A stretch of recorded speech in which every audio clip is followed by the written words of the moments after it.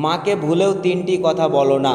আল্লাহ তাআলা বলেছেন, তোমার মা বাবার সঙ্গে সদয় ব্যবহার করো।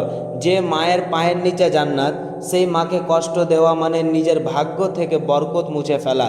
1 নম্বর, মা যখন কিছু বলে ভুল হলেও কখনো কিছু বলো না, তুমি কিছুই জানো না। কারণ আজ তুমি যত কিছু জানো তার প্রথম শিক্ষক ছিলেন তোমার মা।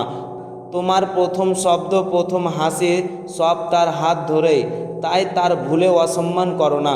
2 নম্বর, কখনো তাকে বলো না তুমি আমার জন্যে কি করেছো, কারণ তোমার জন্মের মুহূর্ত থেকেই তিনি তার ঘুম, শান্তি, স্বপ্ন সব তোমার জন্যে ত্যাগ করেছেন। তুমি যতই বড় হও না কেন তার ঋণ কখনোই শোধ করতে পারবে না।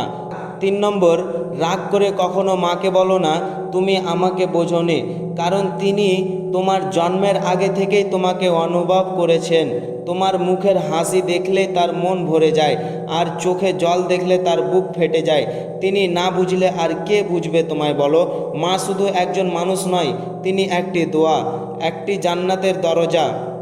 আমি মনে করি যার মা আছে সে দুনিয়াতে ধনী, আর যার মা নেই সে পৃথিবীর সবচেয়ে বড় অনাথ।